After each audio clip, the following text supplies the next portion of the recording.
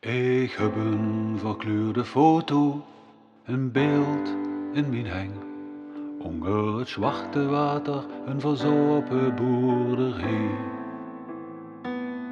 Een stuk ondergelopen aan het oog ontrokken land.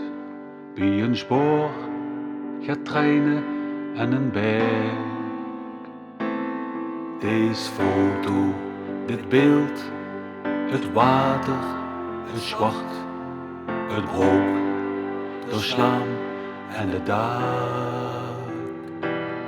Verbergen, verhalen van een vroegere tijd. De mules, het visje en het paard.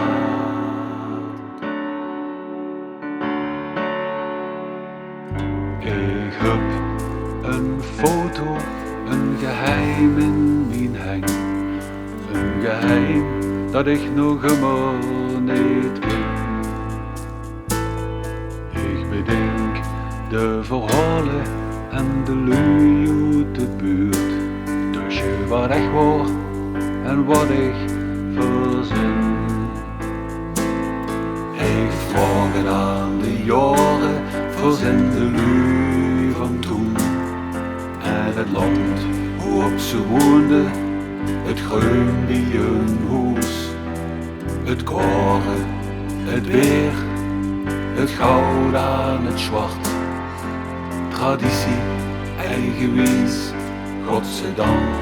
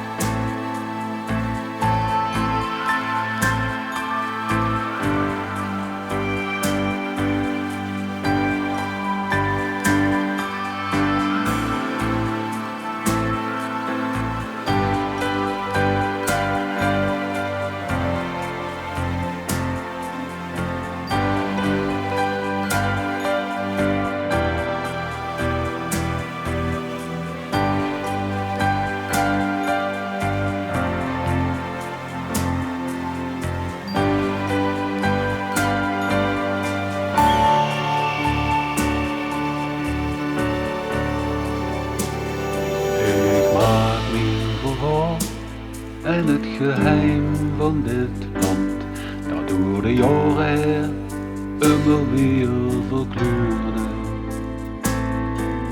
Samen met passanten en de lui van dit dorp, van wat er gebeurde en wat er ooit was.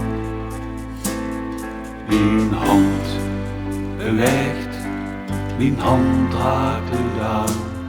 Fantasie of woorden die gewoon. Ik kleur de foto met wat ik bedenk. Gans wie ik wil, naar mijn eigen hand.